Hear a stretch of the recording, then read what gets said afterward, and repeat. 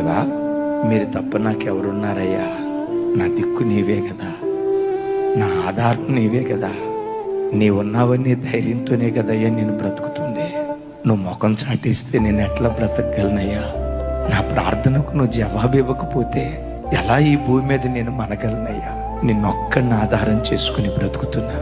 నా ధైర్యమైన, నా నిరీక్షణైన, నా బలమైన, నాకుంటూ నా బ్రతుకులో ఒక విశ్వాసమైన అది మీరు ఒక్కళ్ళే యేసయ్యా. మీరు ముఖం చాటిస్తే నేను తట్టుకోలేనయ్యా, నేను తట్టుకోలేను.